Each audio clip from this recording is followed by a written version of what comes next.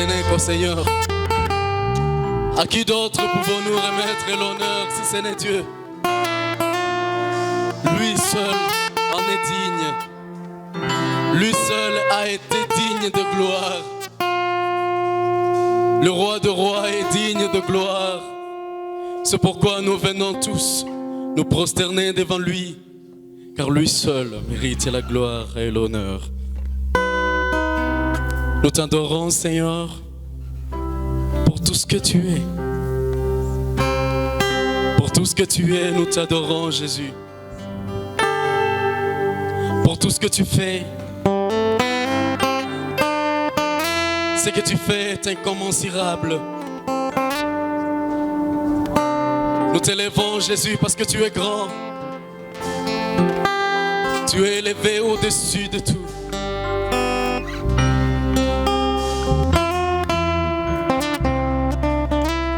Nangumbami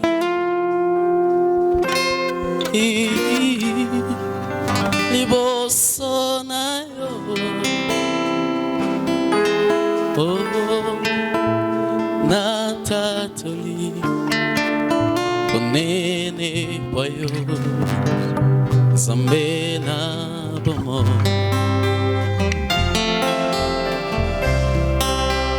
Nangumbami liboso na yo, oh, natatoli bonene boyo zambe na bomo. Ensemble nous disons Tongumbami, Mama liboso na yo mokonzi. Liboso na yo, obongana masanjoli na biso na mata. Totatola kombo na yo, bonene na yo. Zambe na bomo, tozongu mama liboso na yo. Biso tongu mami.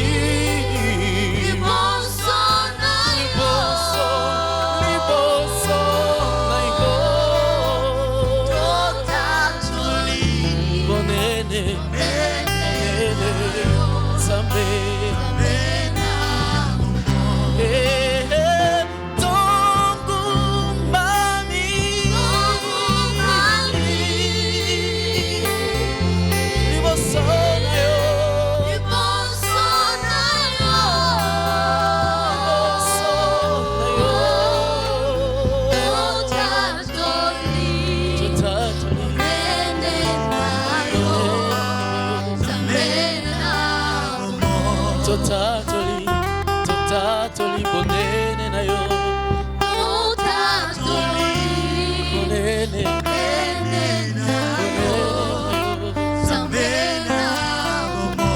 Elongo na bange tozotatola bonene boyo, totatoli bonene boyo, bonene na bomo. Toyawa pototatola bonene na yo nzambe, totatoli bonene na yo nzambe na bomo. Reçois l'adoration, tu es le roi de gloire, notre victoire, digne es-tu, Seigneur, et reçois l'adoration.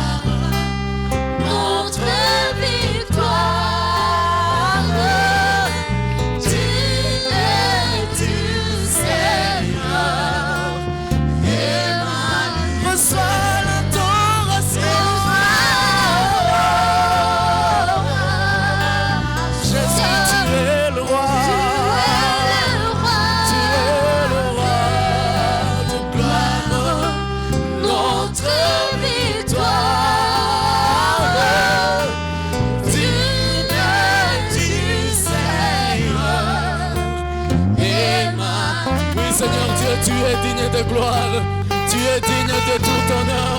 Personne n'est comparable à toi. C'est pourquoi nous te rendons toute l'adoration. Toi seul est digne de recevoir. Personne d'autre n'est digne comme toi. Personne d'autre n'est digne d'adoration. Si ce n'est que toi, Jésus, tu reçois tout. L'honneur, la gloire, la puissance. Tout, Seigneur, en magnificence. Nous te les rendons car tu en es digne. Tu es digne de recevoir tout de nous, Seigneur. Tout ce qu'il y a de bon en nous, nous te le prends. Tout ce qu'il y a de bon, nous te le rendons parce que tu es digne. Tu es merveilleux, Jésus. Personne n'est comme toi. Personne n'est comme toi, Seigneur.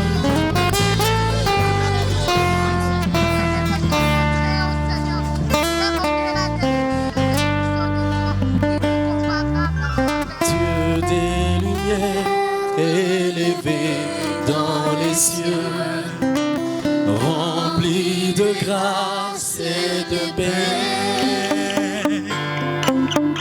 environné de louanges de feu, éternel. Seigneur, dis-moi, pourquoi je peux quitter ce palais? Pourquoi quitter ce palais de bonheur pour un sentier de misère? Car que l'amour, le chemin de ton cœur, si trouver nos prières, reçois l'adoration.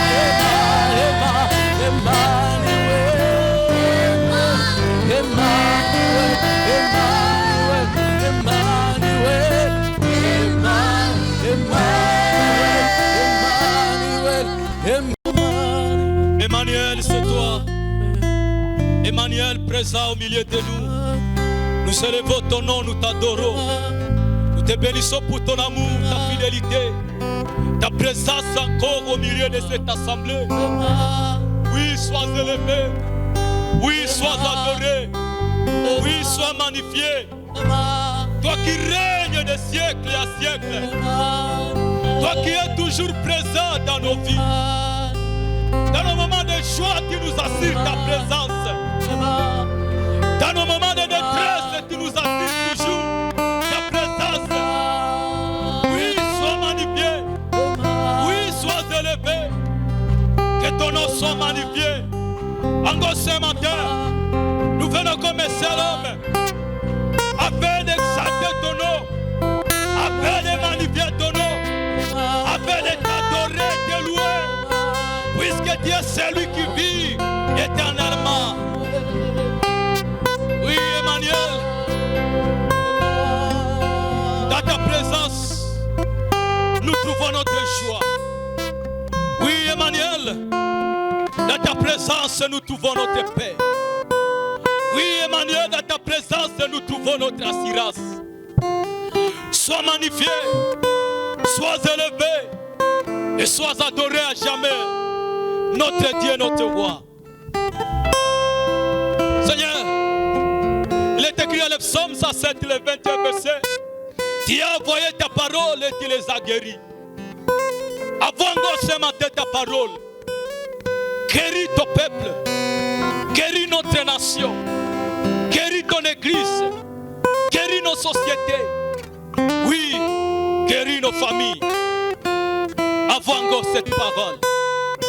Et touche nos vies. Et fais de moi un canal par lequel tu vas passer pour bénir ton peuple, pour parler à ton peuple, pour interpeller ton peuple encore ce matin.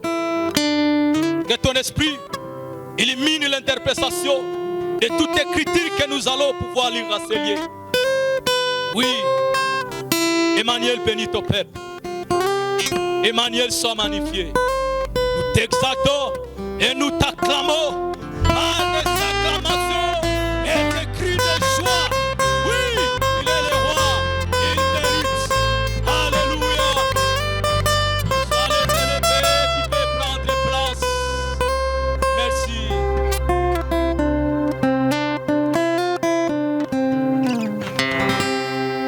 Je vous salue encore au nom de Jésus-Christ. C'est une joie immense de nous tenir devant l'Assemblée de Dieu. C'est un privilège pour nous, mais aussi une responsabilité qui nous est confiée. Je remercie les conseillers des Assiers pour avoir porté notre regard, leur regard envers nous. Et je remercie aussi les révérends, les responsables de cette assemblée, de pouvoir nous accueillir, de nous donner cette opportunité, cette grâce de prêcher la parole. Je dis que Dieu vous bénisse. Et je remercie aussi ta présence à ces lieux. Ta présence nous donne la joie.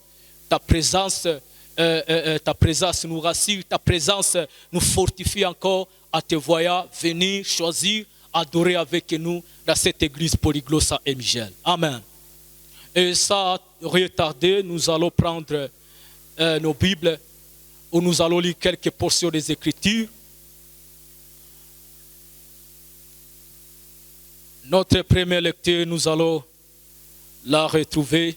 C'est dans Genèse chapitre 17, les premiers versets.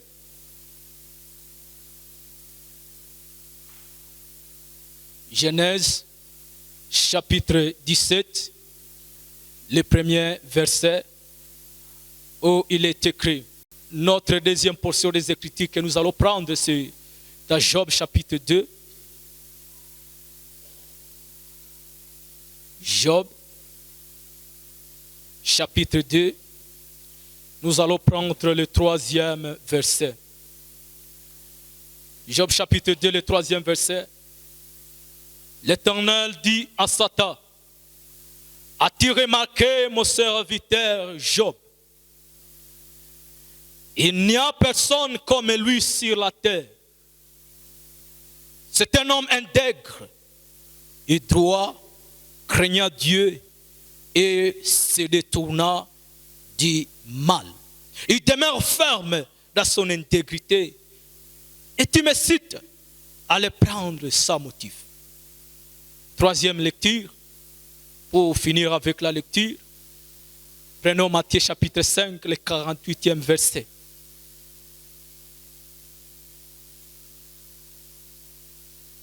Nous lisons Matthieu 5, le 48e verset. Il est écrit, Matthieu 5, 48. Soyez donc parfaits, que votre Père céleste, comme votre Père céleste est parfait. Amen. Ce matin, bien-aimés, à travers ces portions des Écritures que nous venons de lire, nous voulons partager avec vous un thème intitulé l'intégrité. L'intégrité sera notre thème de ce matin. Je pense que ce thème, tu ne vas pas l'oublier à sortir de ces lieux, parce que c'est un thème très court et capable d'être mémorisé. Amen. L'intégrité dans notre état est une vertu qui est à voie de disparition. Pourquoi avoir des disparitions? Parce que à cette époque, parler de l'intégrité, c'est comme si tu viens amener des choses qui n'est pas d'actualité. Et pourquoi? Parce qu'à ce jour, les sociétés, les familles, les gouvernements, l'Église sont en train de perdre cette vertu qu'on appelle l'intégrité. Si aujourd'hui, l'on parle de corruption, détournement, vol, mensonge, sextape, l'Église aussi n'est pas épargnée. L'Église aussi a été touchée par ces fléaux qui rongent la société, qu'on appelle manque d'intégrité. L'intégrité.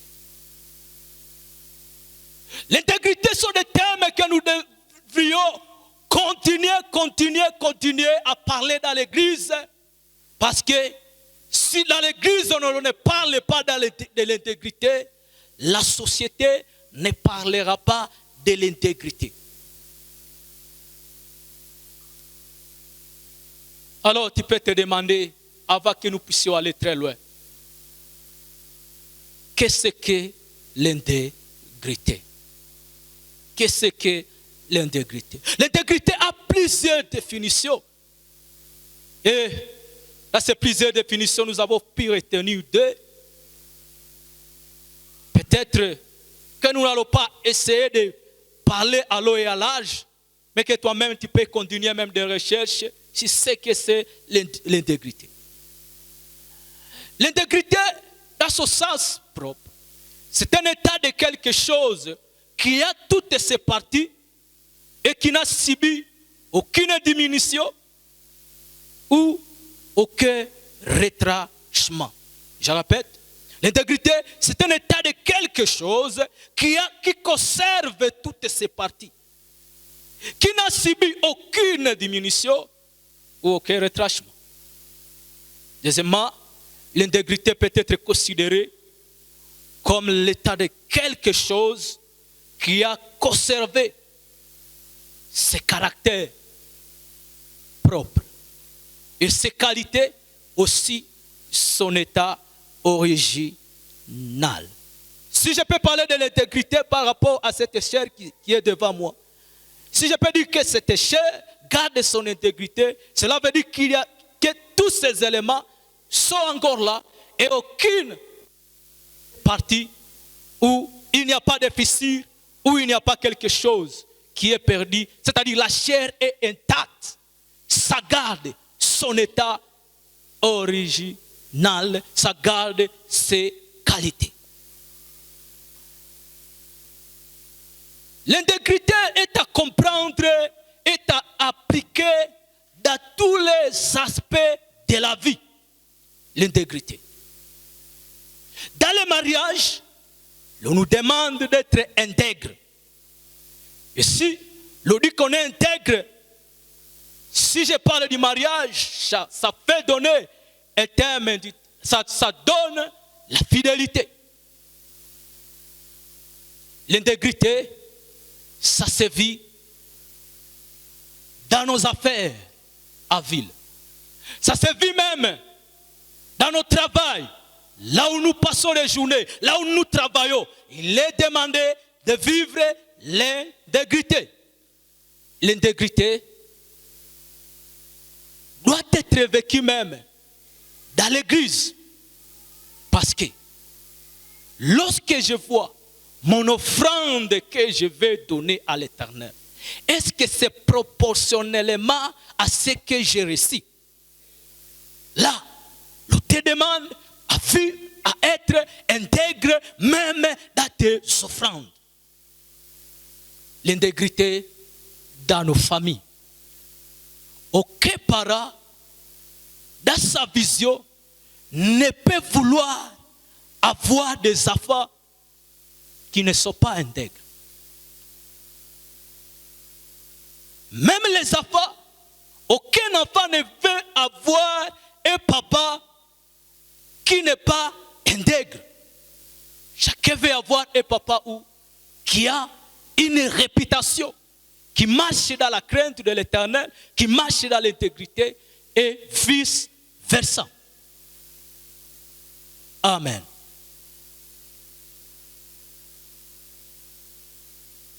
Ce terme, je l'ai scindé à 3 parties. Le terme intégrité, je l'ai scindé à 3 parties. Que si Dieu le veut, nous allons essayer de décortiquer ces 3 parties et nous allons prier. Premièrement, nous allons parler pourquoi l'intégrité. Pourquoi l'intégrité? Deuxièmement, nous allons parler les prix à payer pour vivre l'intégrité. Les prix à payer pour vivre l'intégrité. Troisièmement, nous allons donner, c'est comme un remède de Ouizo, comment y arriver. Y arriver où? À vivre l'intégrité. Alléluia. Pourquoi l'intégrité? Premièrement, c'est parce que Dieu l'exige. Dieu exige à ce que nous soyons intègres. Alléluia. Retournons dans notre texte que nous avions lu. Genèse chapitre 17.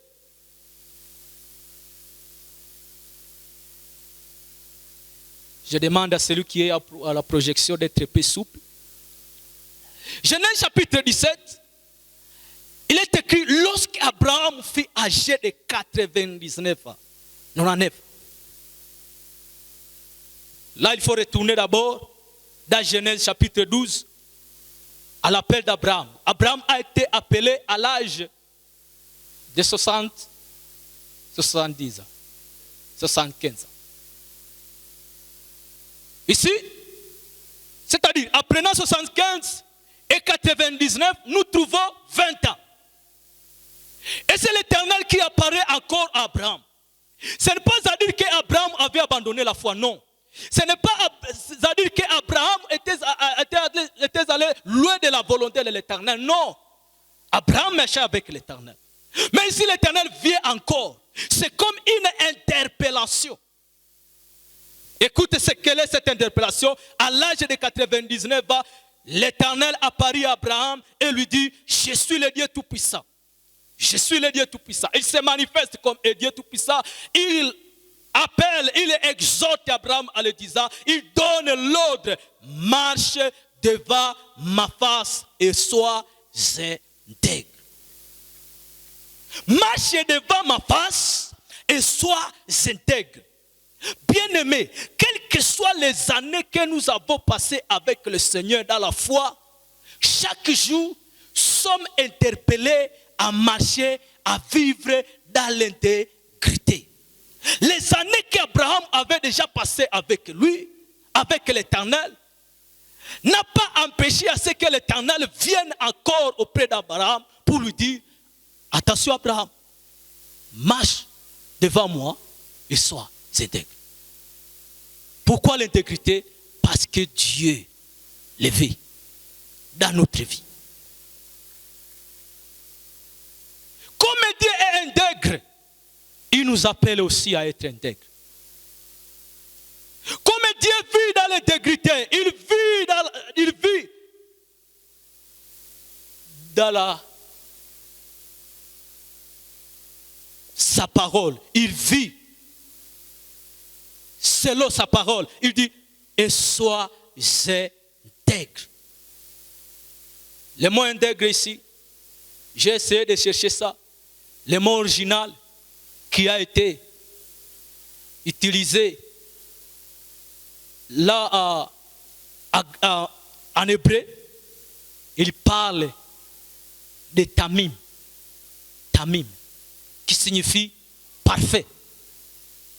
Donc le mot original ici c'est Abraham soit parfait. Français Koura a utilisé ici le mot soit irréprochable. Ah, irréprochable, parfait, intègre, ça colle. Amen. Comme Dieu est parfait, c'est ce que Matthieu nous a dit. Comme votre Père est parfait, aussi soyez parfait. Alléluia. On lève la barre. Lorsqu'on lève la barre, Jésus lève la barre en disant, comme votre Père est parfait, cela veut dire, en marchant avec votre Dieu, ce qui doit plus vous attirer, c'est d'être comme votre Père. C'est marcher dans l'intégrité. C'est être irréprochable devant ce Dieu. Alors nous poursuivons cet objectif d'être intègre. Alléluia. Pourquoi l'intégrité? Nous venons de dire parce que Dieu l'exige. Deuxièmement, pourquoi l'intégrité? C'est parce que notre bien-être dépend d'elle. Alléluia.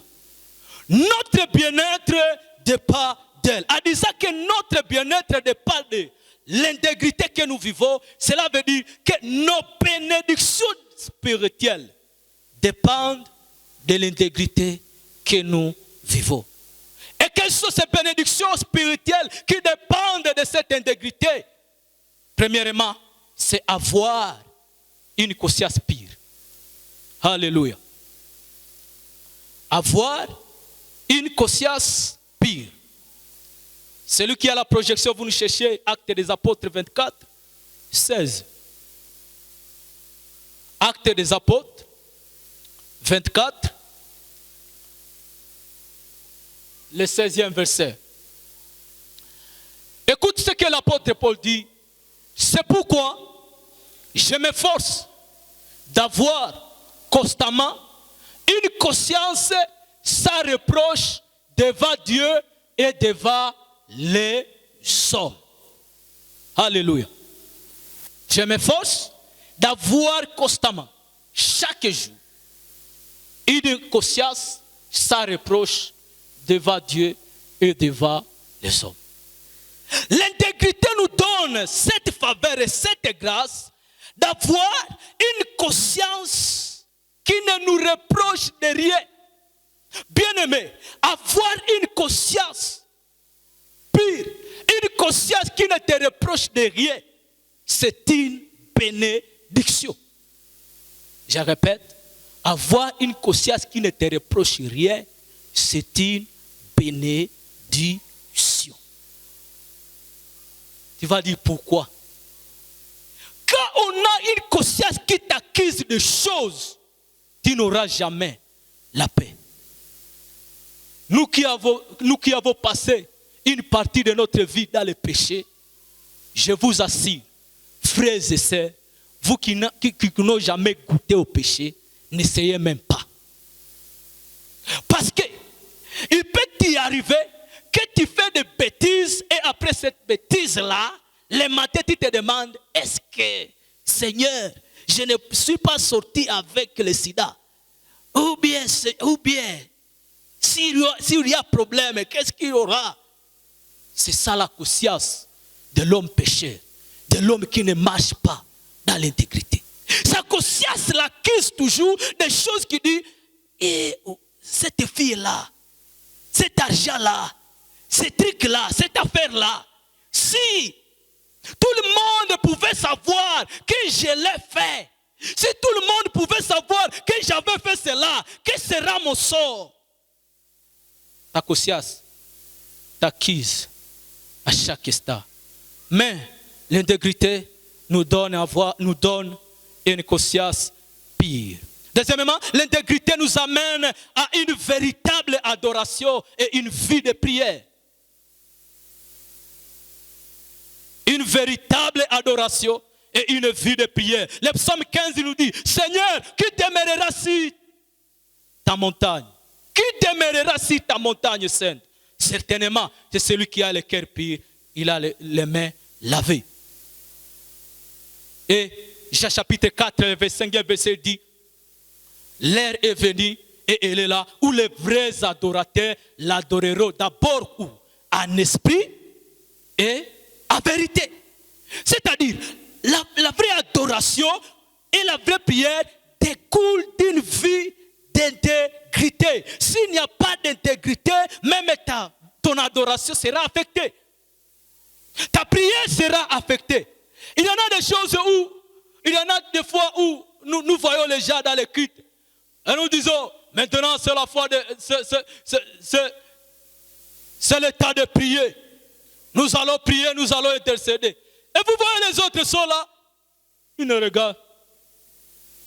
Il ne fait rien. Il ne prie, il ne chante rien. Il est là seulement pour regarder les autres. Pourquoi? Quelque part, ce n'est pas à dire qu'il ne sait pas prier. Mais lorsqu'il commence la prière, la première chose qui vient dans son cœur, c'est quoi? Parce que le diable et l'accusateur dit,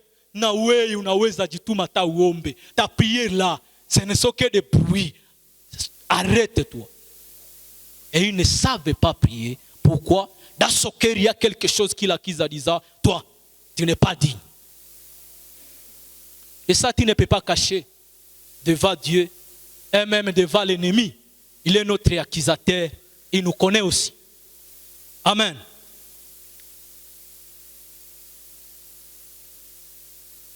Troisième point à ce qui concerne le premier point qui dit pourquoi l'intégrité, c'est parce que d'autres en ont besoin. Parce que d'autres personnes ont besoin de cette intégrité. Essayez de lire 1 Corinthiens 11.1. 1 Corinthiens 11.1. 1 Corinthiens 11.1. Il est écrit ce qui suit. J'aime ces paroles de l'apôtre qui dit, soyez mes imitateurs comme je le suis moi-même de qui? De Christ. Soyez mes imitateurs comme je le suis moi-même de Christ. Quelle joie, quel honneur de se tenir devant tout le monde. D'écrire une telle lettre pour une assemblée où tu dis, soyez mes imitateurs comme je le suis moi-même de Christ. Ça donne une fierté. Bien-aimés, nous devons savoir que nous sommes endurés. Nous ne vivons pas seuls ici sur cette terre pour faire ce que nous voulons. Non. Ce que je peux faire, ça peut influencer ces gens-là qui m'entourent. Si c'est du bien ou c'est du mal, ça influence. Et quelqu'un a dit, l'Afrique n'a pas d'abord le problème de l'économie ou le problème des personnes, mais la mauvaise gouvernance au niveau de l'Afrique. Pourquoi l'Afrique reste toujours dans cet état où elle est? C'est parce qu'il manque des hommes intègres. Alléluia. Les hommes intègres sont devenus rares dans notre société, dans nos familles, même dans l'église. Les hommes intègres qui peuvent se tenir ici en disant, imitez-moi comme je suis Christ. J'ai aimé lorsque le révérend Stalo était ici. La fois passée, au mariage, il a dit, j'ai béni l'Éternel avec une voix là, j'ai béni l'Éternel parce qu'aujourd'hui j'ai 20 ans de foyer dans la fidélité et je n'ai jamais touché une autre femme si ce n'est que ma femme. Je dis waouh, moi je suis encore dans les 7 ans. Moi aussi je peux dire, j'ai 7 ans dans le mariage et je n'ai jamais touché une autre femme à part ma femme. Toi tu vas dire, non, c'est ACP, c'est ACP. Il y en a ceux qui tombent même après. Après une semaine, il est marié et après une semaine, vous le cherchez et il a tombé encore à l'extérieur. Vous lui demandez, qu'est-ce qu'il cherche alors qu'il est marié? Manque d'intégrité. Et moi, ma prière est que un jour, moi aussi, je peux parler comme le révérend Stalo. J'ai 20 ans dans le foyer et je n'ai jamais couché avec une autre femme. Oui, ça nous devons parler à la chair parce que aujourd'hui, notre société commence à développer des philosophies là qui sont sataniques et démoniaques. Oui, j'étais dans un secrétariat là, j'étais allé imprimer quelque chose. Alors il y avait un monsieur aussi qui imprimait ses affaires. Alors, il suivait des vidéos sur WhatsApp, une vidéo qui disait, non, les hommes sont des farceurs, ils couchent de gauche à droite sans aucune difficulté. Alors, je lui ai demandé ce qui était là. Alors, qu'est-ce que vous dites par rapport à cette vidéo? Il dit, les hommes sont des farceurs, ils n'ont pas seulement une seule femme. Et je dis, ce que vous dites, c'est le mensonge du diable. On peut vivre avec sa seule femme. Les papas, nous sommes là.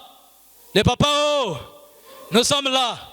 Que Dieu vous bénisse. Continuez toujours dans l'intégrité. Si vous êtes intègre, mais si vous êtes malhonnête, ce matin, je suis venu vous décourager en disant ce passé-là de dire, vivre avec une femme, 2, 3, 4, c'est normal. Ça, c'est satanique et diabolique. Alléluia. Moi, je n'ai que 7 ans. Alléluia. Soyez mes imitateurs. Bien-aimés, dans la vie, personne ne peut vouloir vivre avec des personnes moins sérieuses. Dans la vie, personne ne peut vouloir vivre avec des personnes qui ne sont pas honnêtes. Supposez vous allez acheter un article dans une boutique et que le propriétaire de la boutique embellit sa marchandise avec toutes sortes de paroles, mais qu'arrivé à la maison, vous regardez la marchandise, n'est pas vraiment à totalité. Comment est-ce que vous allez vous sentir? N'est-ce pas que vous vous sentez même frustré? Vous vous sentez en colère? Pourquoi une telle personne peut me donner de tels articles alors qu'il avait embelli cet article avec des mots? Ça décourage.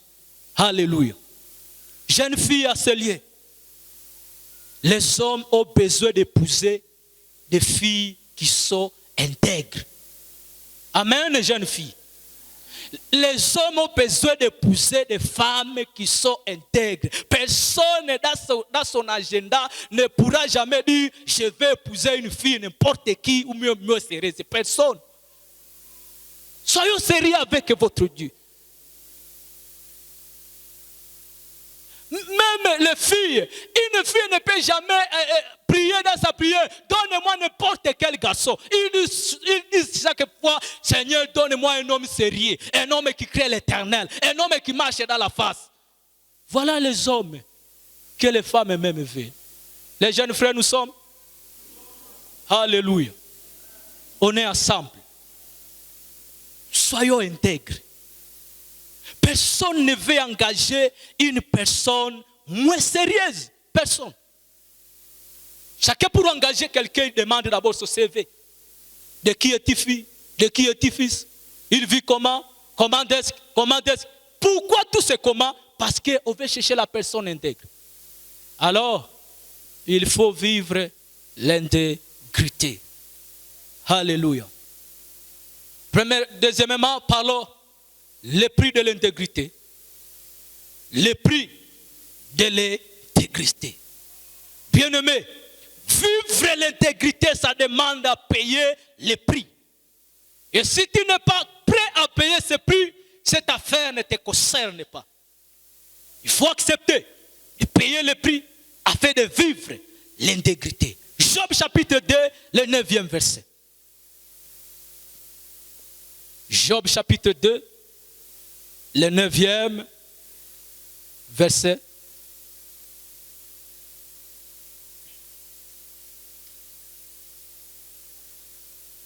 Ok. Sa femme lui dit, ici c'est la femme de Job qui est venue lui dire, tu demeures ferme dans ton intégrité. Maudit Dieu et mère. Voilà la femme de quelqu'un qui veut lui dire.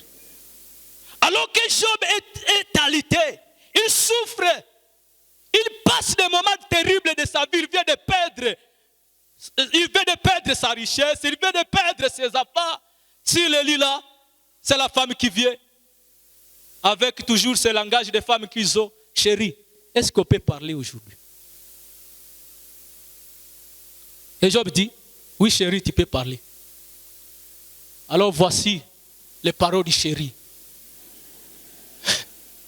Tu demeures ferme dans ton intégrité. Tu demeures ferme dans ton intégrité. Et comme conclusion, maudit Dieu, amen. Cela veut dire que vaut mieux que je sois une veuve au lieu de garder un malade.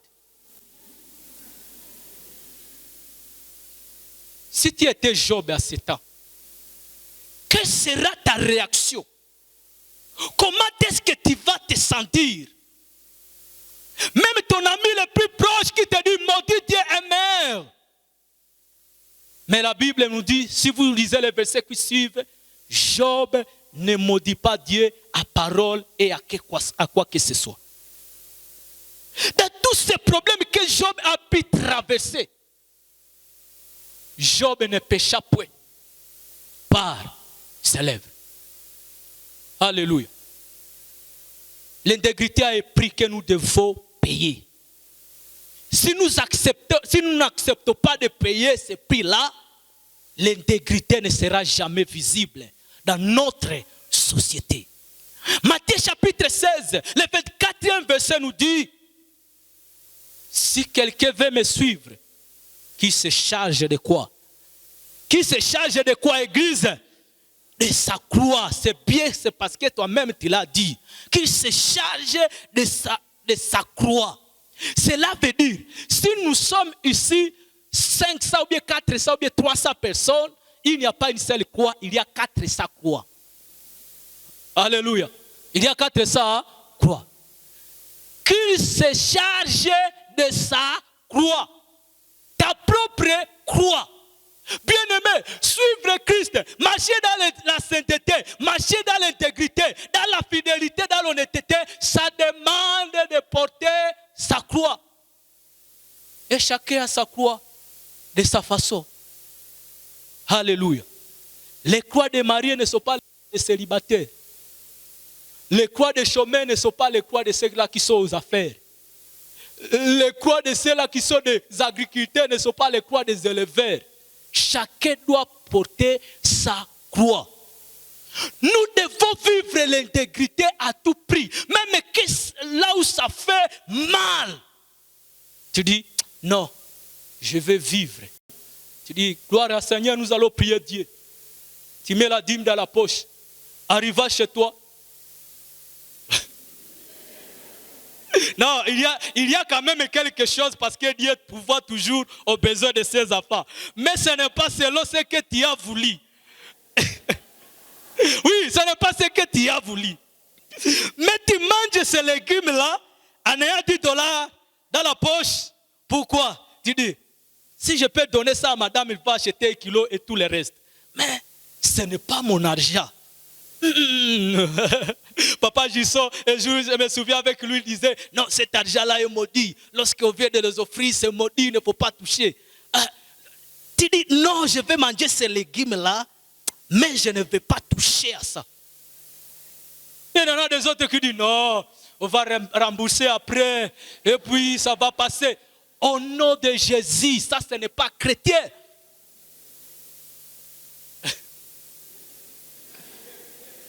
Payer le prix. Ma sœur, es-tu prêt à payer le prix de l'intégrité? Tu dois payer ça. Tu dois payer ça. Ou tu as un téléphone que tu n'aimes pas. Mais à cause de quoi? À cause de l'intégrité, tu dis, je ne peux pas salir mon corps. Parce que mon corps est le temple du Saint-Esprit. Alléluia. Troisième point, nous allons finir par là. Comment y arriver? Comment arriver à vivre l'intégrité? Réellement, comment arriver à vivre l'intégrité? Première astuce ou premier médicament, la première dose, comptez sur la force que nous donne notre Seigneur Jésus-Christ.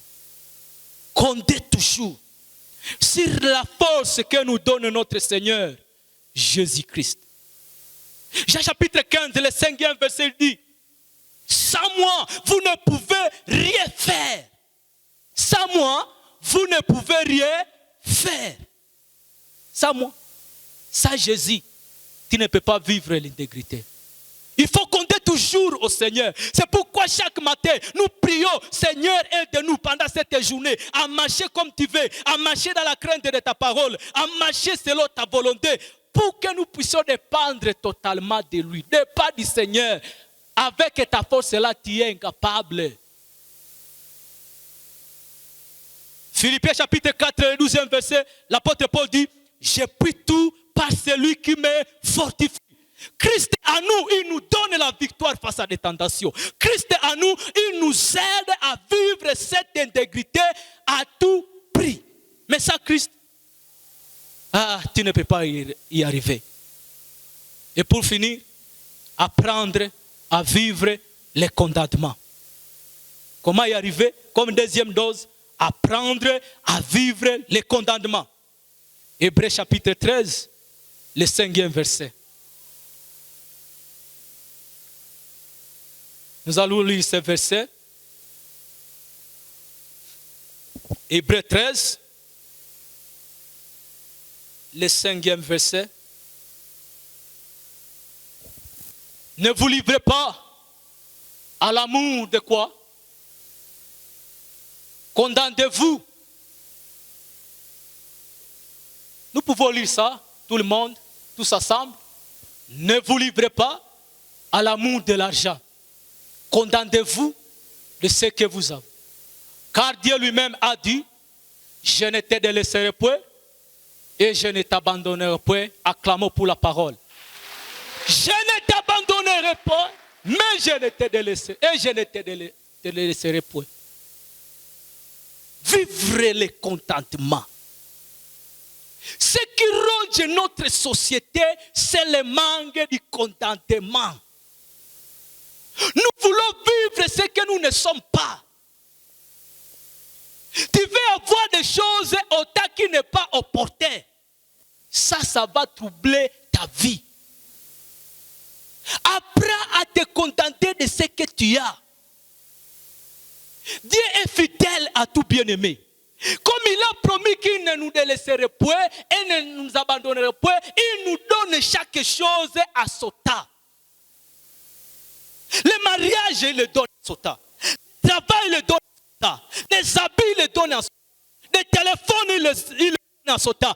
Les richesses, il le donne à son temps. Mais si c'est toi qui vas les chercher, tu vas commettre beaucoup de bêtises. Alléluia. Apprends à se contenter de ce que tu as. Tu es né dans une famille moyenne. Dites merci Seigneur parce que tu m'as amené dans cette famille. Ton papa est capable de te donner un petit téléphone de $10. Dites, Père, je te loue parce que tu m'as donné. C'est papa qui peut m'acheter même un téléphone. N'avais pas les gros téléphones là alors que ton papa est incapable de les trouver. Tu as un téléphone, mais tu veux toujours avoir une autre marque là. Non, contente-toi d'abord de ce que tu as. Parce que lorsque tu cherches les marques là, tu vas tomber dans la débauche. Tu vas tomber dans la corruption. Tu vas tomber dans le vol. Bien-aimé, il faut apprendre à vivre les contentements. Le monde, chaque jour, nous offrira des choses qui nous amènent à chercher toujours. Alléluia. Les années qui ont passé, c'était iPhone 7. Mais aujourd'hui, on a un iPhone combien? Alors, celui qui a iPhone 7, s'il dit, oh Seigneur, iPhone 7, alors on est à 13, 14. Père, je vais chercher à tout prix. On va t'emprisonner. Mais l'État viendra. À total, il y aura déjà des iPhone 25. Alléluia. Tu es fonctionnaire asselier. Tu travailles dans une boutique de quelqu'un. On te paie $20 par mois. Et tu te demandes, Seigneur, comment est-ce que je veux vivre avec les $20? Si ça pourrait être 40 au moins, je te dis, même si on te donnait 40, tu ne seras jamais satisfait. Parce que lorsque tu as déjà $20 et le besoin te dit, nous sommes des 100. Oui, on a été des travailleurs. On a commencé dans des boutiques où on te payait $20. À un certain moment, la grâce vient, on dit 30. Mais on s'est retrouvé dans une situation, où est-ce que nous allons? Mais on devait se contenter de vivre cela, disant, Père, merci pour ces $20. Et tu t'acceptes comme ça, tu l'acceptes comme ça. Même si ça ne suffit pas sur mes besoins, cela ne me permet pas à commencer à falsifier les factures. Parce que le patron là t'a engagé comme un enfant de Dieu. Il est sûr de toi. Il t'a donné la confiance. Mais tu commences à falsifier les factures pour t'enrichir, pour faire ceci et de cela. Ça, ce n'est pas chrétien, ça c'est diabolique. Alléluia. Chers maris, contentez-vous de vos épouses. Chaque jour, il y aura toujours des filles belles. Ta femme a été aussi belle. Hein? Oui. Si tu ne te contentes pas de lui, sinon tu vas croire que toutes les filles t'appartiennent. Non. Chère maman, contentez-vous de ce que vous avez à la maison. Tu vas chez les voisins et tu rencontres des choses là bizarres. Et tu rencontres une vie de luxe. Il ne faut pas revenir chez toi comme la femme de Job. Est-ce que tu n'es pas comme les autres maris? Ça, ce ne sont pas des langages chrétiens. Ce sont des langages qui sont sataniques. Alléluia. Si aujourd'hui, nous avons notre petit écran de 21 pouces, gloire à Dieu. Je n'ai pas commencé à viller ces HD. Je ne peux pas viller les pouces là. Non. C'est ça ce qui est chez moi. Amen. Vivre le contentement t'aidera à mener une vie d'intégrité. Le contentement. N'envie pas l'autre. Parce que Dieu a préparé pour toi de grandes choses. Il a dit qu'il ne t'abandonnera point. Pourquoi tu vis comme si quelqu'un qui n'a pas Dieu? Alléluia. Tu tournes comme ça, emprunte-moi. Tu tournes comme ça, emprunte-moi. Tu tournes comme ça, emprunte-moi. Cela veut dire dans un autre langage, tu dis, mon Dieu est incapable de prendre soin de moi. Et partout là, ces dettes-là n'ont jamais été remboursées. Jamais. Jamais. Mais est-ce ça normal quand même? Non, ça ce n'est pas chrétien. Vivre une vie d'intégrité. Bien-aimé, le monde a besoin de l'intégrité. Notre nation a besoin de personnes intègres. Vous qui aspirez au leadership, vous n'allez pas être des chefs de quartier malhonnêtes, jamais. Vous n'allez pas être des maires de la ville, des bourgmestres, des présidents, des députés malhonnêtes. Sinon, le problème du Congo va résister. Si vous avez eu la grâce de passer par cette église, ma prière est que tu sois une femme, un homme intègre. Qui, demain ce lundi, nous entrerons à ville. À sortir ce lieu, nous allons rentrer à la maison. Notre vie extérieure et notre vie intérieure, est-ce que ça colle? C'est ça l'intégrité. Ma vie à public et la vie à l'interne, est-ce que ça colle? Dans Job chapitre 2, là où nous avions lu tout au commencement, Dieu dit, est-ce que as-tu remarqué mon serviteur Job? Et si Dieu lui-même pouvait témoigner de Job au milieu de multitudes, dans une contrat disant, as-tu remarqué mon serviteur Job? Et si Dieu pouvait venir à l'église polyglossa, pouvait venir dans la ville de Butembo, et le déclare à son temps disant, as-tu remarqué mon serviteur Mboussa? As-tu remarqué ma servante telle? As-tu remarqué ma servante telle? Est-ce que tu seras quelqu'un qui sera témoigné par Dieu? Bien-aimés, réfléchissons à notre vie. Soyons sérieux avec Dieu. Ne blaguons pas. L'affaire de l'église n'est pas seulement pour faire passer le temps. Non, nous devons être sérieux avec le Seigneur. Soyons intègres. Que ce qui est à l'intérieur soit aussi ce qui est à l'extérieur. La vie d'hypocrisie n'existe pas. Aujourd'hui, nous avons déjà, vous pouvez croire qu'ils sont des chrétiens, qu'ils sont vraiment, qui servent le Seigneur, qu'ils sont intègres avec Dieu.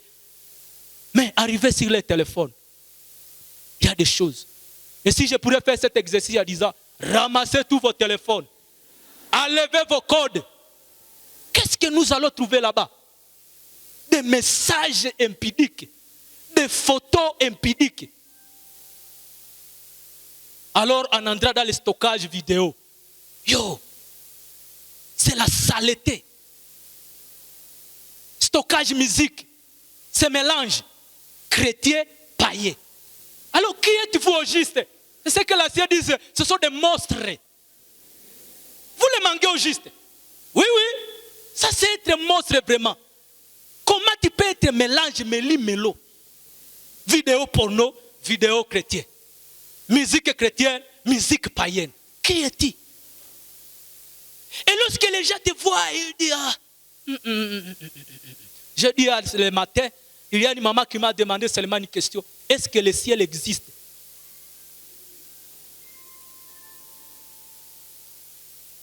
Deuxième question. Réellement, avant d'entrer au ciel, il n'y a pas un lieu où nous devons d'abord nous sanctifier, où on doit déjà d'abord laver nos péchés pour entrer. Moi, ce que j'ai déjà appris dans la Bible, il est écrit dans Hébreux chapitre 9, après la mort, vient quoi? Vient quoi? Pourquoi elle avait posé cette question? Je l'avais demandé. Elle a dit, lorsque je vois les chrétiens, et je dis, ah, Seigneur, si ce sont des chrétiens, donc tout le monde nous entrerons. Et si ce n'est pas comme ça, donc le ciel n'existe pas. C'est-à-dire, après notre mort, nous allons disparaître, c'est fini. Il n'y aura pas de jugement. Mais bien aimé, il est écrit dans Apocalypse chapitre 21, et là je vais terminer, Apocalypse 21 verset 16, que la ville de Jérusalem a la forme de carré. Ah, la ville de Jérusalem, la ville là, avait la forme de carré. Sa longueur était égale à sa largeur. Qu'est-ce que ça vous interpelle? C'est-à-dire, n'entrera dans cette nouvelle Jérusalem toute personne qui a la forme carrée. Oui, toute personne ayant la forme carrée, c'est celui-là qui entrera dans cette ville. La forme carrée, c'est quelle forme? À l'école, je suis chrétien. Mesure 25 cm. À la maison, dans ma chambre là, sur mon téléphone là, je suis chrétien, je suis enfant de Dieu. Je ne touche pas ce qui est pire. 25. À l'église là, j'entre. Je donne ma dîme proportionnellement à ce que j'ai trouvé. 25. Dans mon travail là, même si c'est mon patron qui dit, Master, falsifie cette facture. Écris 30 alors que c'était 20. J'ai dit au nom de Jésus-Christ, si tu vas me chasser de ton travail, gloire à Dieu. 25.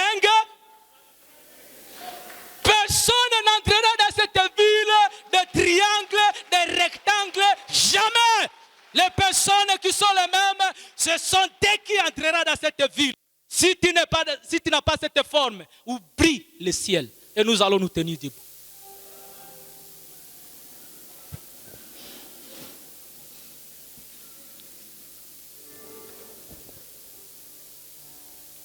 Juste une minute, bien-aimé. Parle à Dieu encore. Selon ce qu'il vient de t'interpeller ce matin. Dites, Père, change-moi. Tu es tout pour moi. Sans toi, je ne peux vivre. Tu es tout pour moi. Garde-moi près de toi. Tu vas commencer à parler alors que les chantres vont élever ces voix, ces cantiques-là. Oui, Seigneur. Merci pour cette parole que tu nous as donnée. Tu nous as parlé pendant cette prédication. Oui, Père, amène-moi à vivre dans la sainteté, dans la crainte de ta parole. Bénis ton peuple et l'assemblée à ces lieux. Sont venus chercher ta passe. Fais de nous des personnes qui te ressemblent. C'est comme toi. Marcher dans la crainte de ta parole. Marcher dans la sainteté. Oui, Père. Sois avec nous.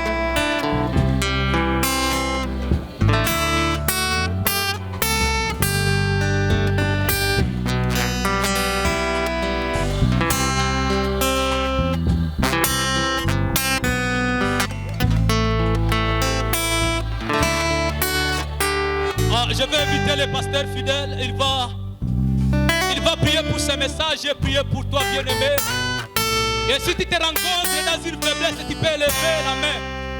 Si tu te rencontres dans des choses qui n'honorent pas l'Éternel et qui sont loin de l'intégrité, tu peux lever la main pour dire Seigneur, aide-moi. Pour dire Seigneur, j'ai besoin de toi. Pour dire Seigneur, transforme. Si tu te rencontres dans des choses qui ne plaisent pas l'Éternel, tu peux lever la main en disant mais voici à toi Seigneur, aide-moi et sauve-moi.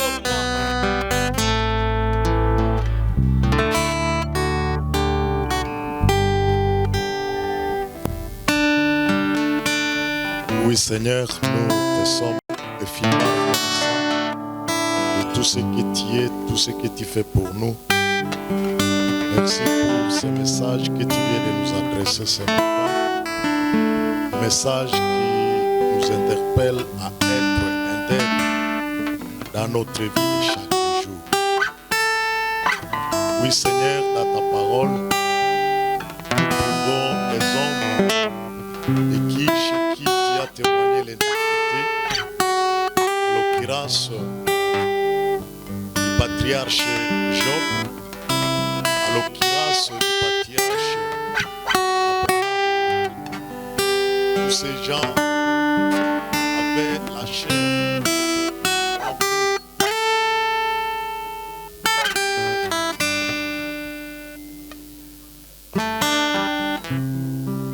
Mais malgré l'environnement dans lequel ils ont vécu, ils sont restés attachés à toi. Je me souviens d'un homme qui s'appelle Antipas, qui vivait dans un environnement où il y avait l'idolâtrie, où la Bible témoigne en Apocalypse chapitre 2 que même là était le trône de Satan. Mais ta parole nous certifie, ta parole nous confirme que même dans cet environnement, Antipas est resté ferme dans sa foi et il n'a pas renié ton nom. Notre prière ce matin est que tu nous aides à rester fidèles, à rester attachés à toi. Parce que si nous restons attachés à toi, nous verrons même ta main puissante agir dans notre vie. Je prie pour cette assemblée qui constitue l'église Polyglosse à Mgel. Qu'est-ce que nous pouvons refléter pendant la semaine, là où nous passons la journée, que ce soit à l'école, que ce soit au lieu de travail, que ce soit dans nos familles, que ce soit ici à l'église. Aide en chacun de ces chrétiens de rester les mêmes en s'attachant à toi, ô Éternel. Nous bénir les messagers du jour, qui lui remplissent encore une fois la puissance du Saint-Esprit, fait qu'à la prochaine, il puisse nous parler encore une fois de ta part. Gloire, honneur, te soit rendu, car c'est dans le nom de Jésus que nous t'avons ici.